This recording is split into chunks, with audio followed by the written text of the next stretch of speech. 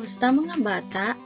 Aniya nasab kita karon aron sa pagpadayon sa atong leksyon sa quarter 1 sa atong subject nga MTB MLE. Pinisayang sinugbuanon nga pinulungan.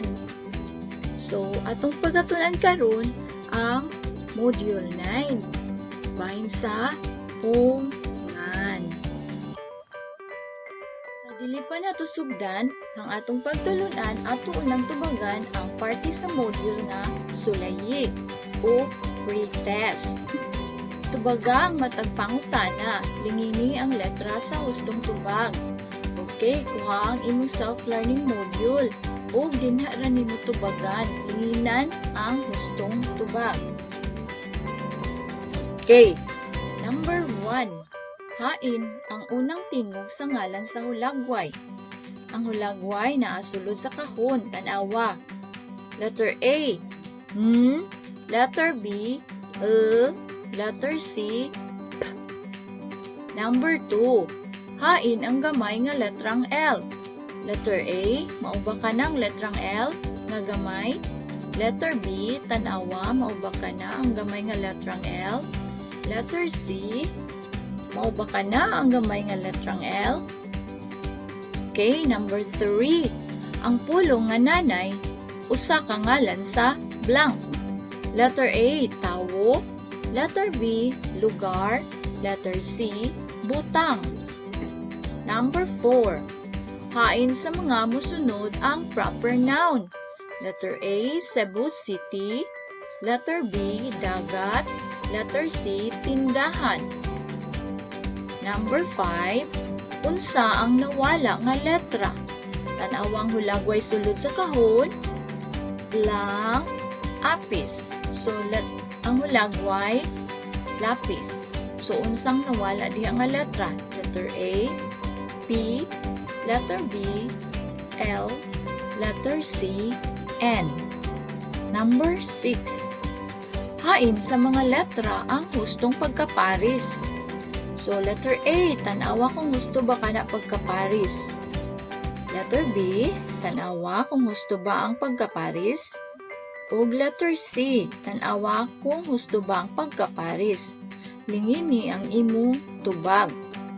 Kung humana ka pagtubag, ipadapin o na kini kay imo ka na i-pass sa imong maestra sa sunod nga pagkuha sa module.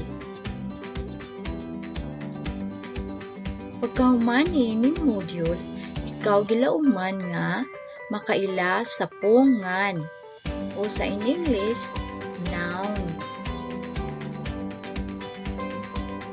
Okay, ablihang imong module sa parte nga baliki, sugdi.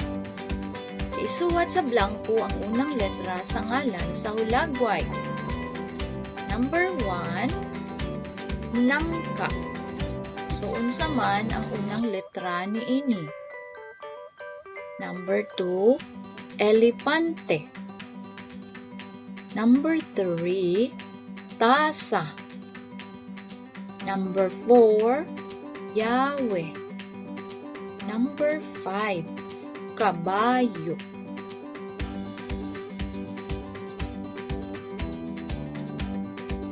Letter B.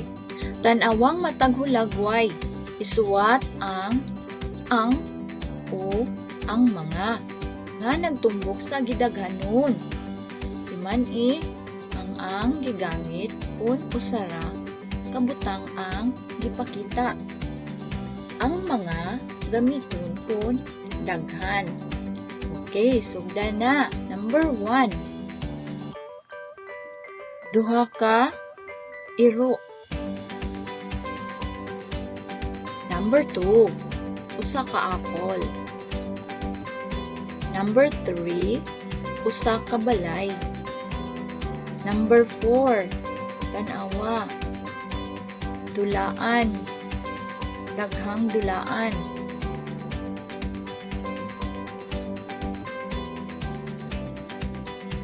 Karon, atong tan-awon kung husto ba ang imong mga tubag. Sige, ikaw ra ang mo-check ni ini. Utangi og check kung gusto ang imong tubag. Number 1, nangka. Ang nag-unang letra kay N. Check ang imong tubag kung husto kini. Butangi kini og ikis kung sayop. Number 2, elepante. Ang tubag, letrang E. Number 3, tasa. Ang tubag, letrang T. Number 4, Yahweh. Ang tubag, letrang Y. Number 5, kabayo. Ang tubag, letrang K. Karon ang tubag sa letter B. Ang pagsulat sa ang ug ang mga. Sige, tanawan na ang imong tubag. Number 1, duha ka iro ang tubag, ang mga.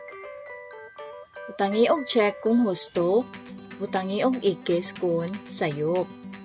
Number 2, ang apple. Number 3, ang balay. Number 4, ang mga dulaan. Okay, kung humana ka og check, ihapa kung pila tanan ang imong nakuha nga hustong tubag.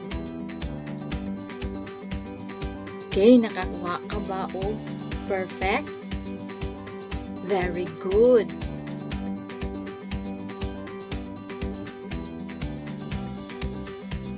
Unsang imong nakita sa hulagway? Husto. Usa ka pamilya. Aduna ka ba usay pamilya? Oo, syempre. Karong adlaw akong isugilon kaninyo ang istorya bahin sa pamilyang Lapus. Sige, pahimutang na ug paminaw. Ang pamilyang Lapus, sinuwat ni Feby A. Del Fierro. Adunay usa ka pamilya na nagpuyo sa barangay Labangon. Si Tatay Lino maoy nagtrabaho aron mahatag ang among panginahanglanon. Katabang ni Tatay Lino si Nanay Liza nga moatiman kanamo. Si Kuya Lito mutabang ni Tatay Lino sa pagpanday sa among mga guba nga lingkuranan. Si Ate Lala mutabang ni Nanay Lisa sa pagluto. Samtang ako, si Lina, mutabang kanila sa mga ginagmay nga buluhaton sama sa pagpanilhig o pagpakaon sa among iro nga si Lassie. Nagtinabangay kami sa mga buluhaton sulod sa panimalay. Dungan usab kami sa pagpangaon o pag-adto sa simbahan.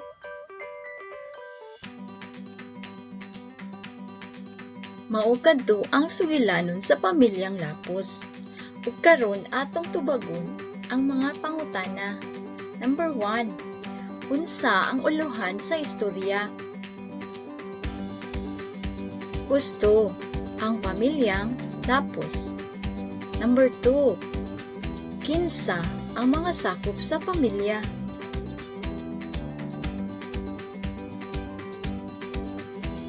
Maayo, ang mga sakop sa pamilya mao sila si Tatay Lino, Nanay Lisa, Kuya Lito, Ate Lala ug Lina. Number 3. Asa sila nagpuyo? Sa barangay Labangon. Number 4. Unsa ang gihatag ni tatay ug nanay sa ilang mga anak?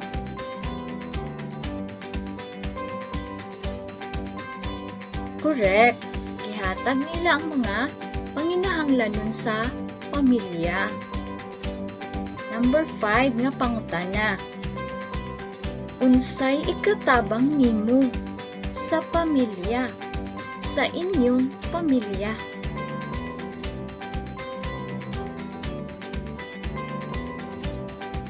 Okay. Makahimo ka nga manghugas sa plato, manilhig, musugot sa sugo ni mama ug papa ug uban pa. Pwede nimong mahimo.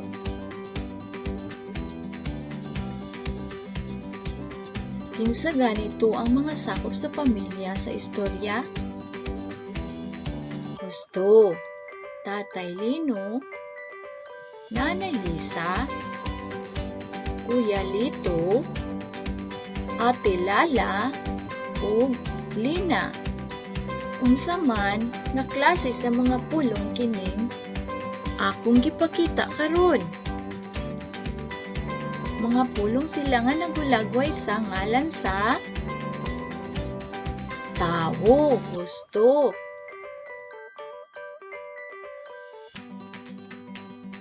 Istorya, aduna pud sila binuhi nga iro. Ang ngalan sa ilang iro mao si Lassie.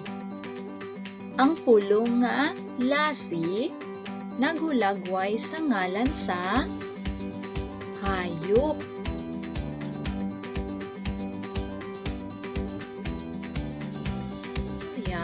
Si Kuya Lito motabang sa pagpanday sa lingkuranan. Ang pulong lingkuranan usa ka ngalan sa butang.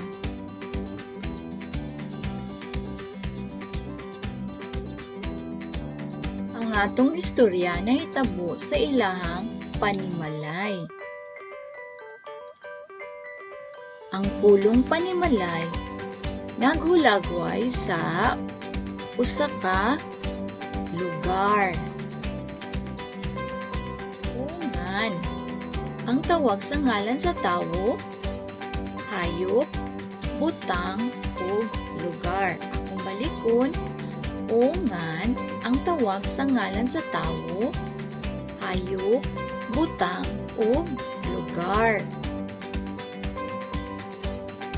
Hinumdumi, ungan ang tawag sa mga ngalan sa tawo, butang, hayop o lugar. Pananglitan, ngalan sa tawo, nanay, doktor. Ngalan sa butang, lingkuranan, laso. Ngalan sa hayop, leon, elepante. Ug ngalan sa lugar, tunghaan, isla.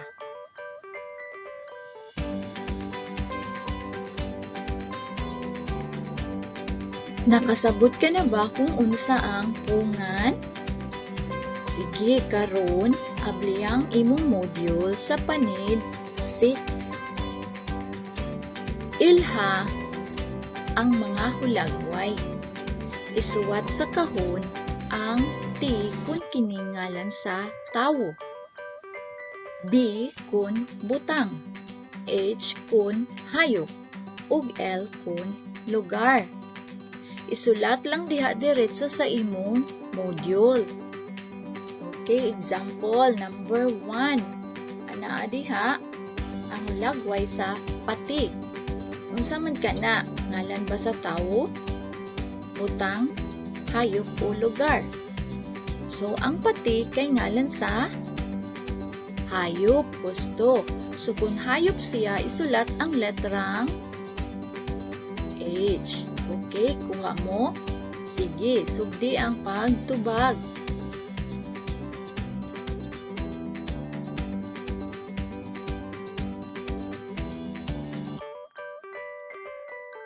Karon, atong tsekan ang atong tubag.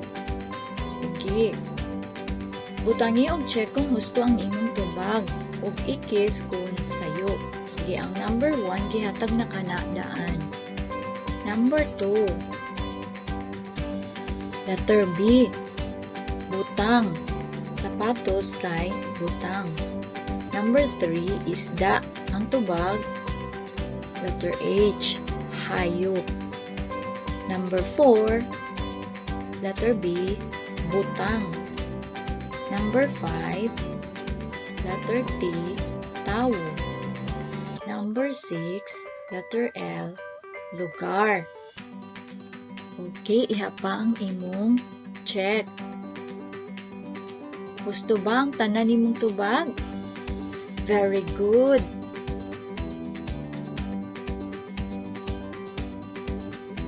Diha gihapon sa panit 6, palambo atong tubagan. Ihan ay ang mga pulong kung kiningalan sa tawo, butang, hayop o lugar.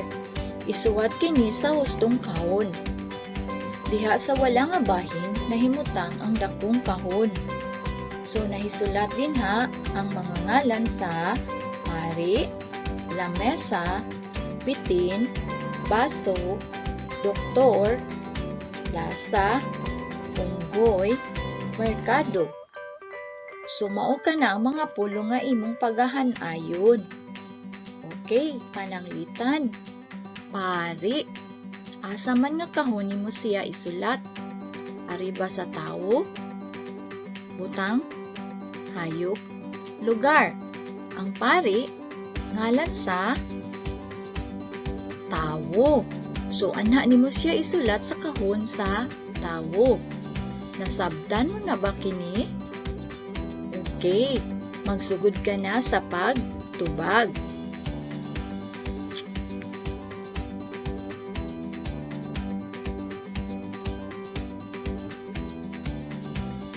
Kunang man ka na sa pagtubag, ipadaplin lang kini, kay imo kining idungan sa pagsubmit sa ubang module. Inig sunod kuha sa eskwelahan.